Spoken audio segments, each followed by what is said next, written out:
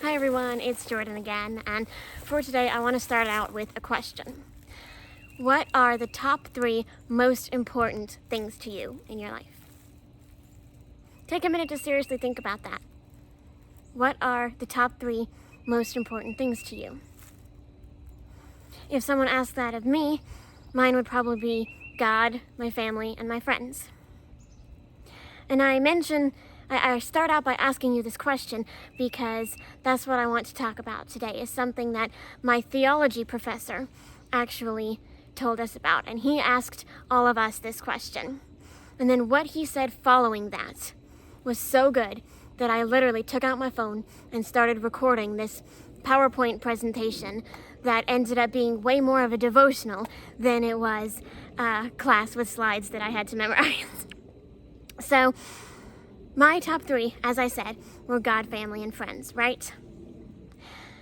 Well, you would think that in a theology class, having God as number 1 would have been a good thing, would have been the right answer, right? But in the story my professor was telling, where he talked about a professor of his who did this experiment, he listed off his top 3 things and God was not in there. I think it was something like family, career, and ministry, or something like that. God was not specifically mentioned in his top 3. And you gotta be wondering why.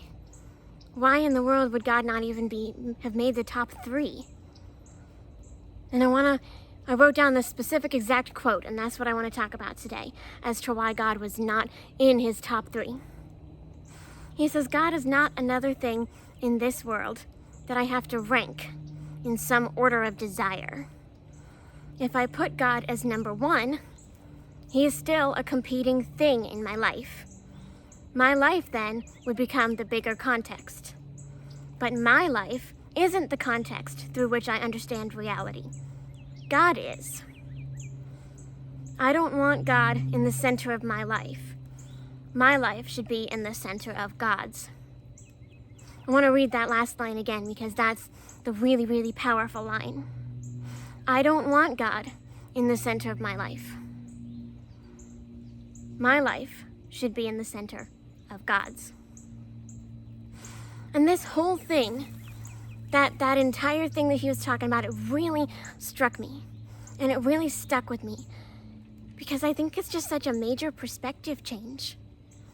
It's a completely different way of thinking than I was thinking and than I've ever thought before.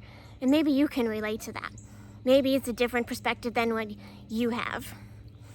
I think we all can relate to that, if I'm being honest. And I actually find it kind of funny because in my top 3 answers, I thought I pretty much got it right.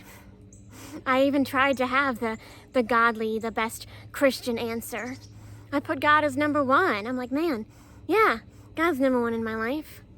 I got this. I'm crushing this whole Christian thing, right? But somehow, I still managed to miss it, and I still managed to make myself the center. I just find that kind of funny, and I think that that's completely human nature. And I think that it's amazing that God's grace covers that, and we've talked about God's grace before. We could go so much more into that, we won't today. But I just had to stop and think about that. That even putting God number 1 in my life is still talking about my life, my perspective, my views, my context, my reality. And you know what? I don't think that it's necessarily a bad thing to originally think, you know what, yes, God's the center of my life. I think that's actually a great place to start. But I think that this professor and this story is calling us to a deeper level. Does that make sense? Instead of putting the context on us and the focus on us, we're supposed to put the focus back on God. And God is supposed to be our context through which we view the world. It just really humbled me. Because you know what, including God in a list, even if he's number 1, which he should be if he's in any list at all, he should be number 1. But that still requires me to decide his worth and his rank. That still puts me in control of how valuable I think he is. What's the value, what's the worth that I place on God and I place on Christ? Because if I'm ranking him It's my decision, wherever I want to put him. It just includes him in a list. It puts him on the same level as family and friends, or whatever it is for you, watching Steelers games, I don't know, whatever it is for you. But it puts him in a jumbled list with a whole bunch of earthly things that could still be very good things. I'm not saying that it's bad to have those priorities. It's good, especially if it's family and friends and people. But God is so much greater and so much bigger than anything or any person in this world. God doesn't deserve to be in a list to be ranked or ordered according to our personal thoughts of him. Yes, he should be number one, but it's way more than that. He should be the context through which we view everything. And that's hard. That's hard for us humans to wrap our minds around.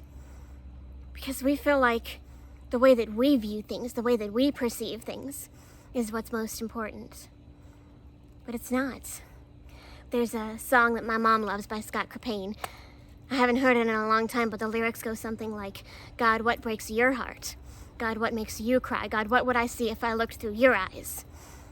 And maybe we can talk about that more at another time when I've listened to it again and refreshed myself on the lyrics. But the point is this, that Scott Crepane and that the person in this story right here, they all have the right perspective because they are all trying to see things through God's eyes. They're trying to see the world, themselves, everything through God's eyes because they know how much greater and bigger he is. He created everything. He created this world. Shouldn't we want to view everything through his lens? Instead, so often, we try to make ourselves the center of the world and ourselves our reality. And try to view God and everything else in the world through our eyes and our context. But we're just humans. We have a very limited amount of things that we can see, a limited amount of knowledge. God does not. So let's all work on that today. Whatever your top three things are, let's not make God one of them. And I know that sounds funny to say, but let's instead say, God, what's most important to you? What are your top three things? How do you want me to view this situation? And let's move on from there. I'll read the sentence one more time to finish this up. I don't want God in the center of my life. I want my life to be in the center of God's. God is good all the time. Love you guys.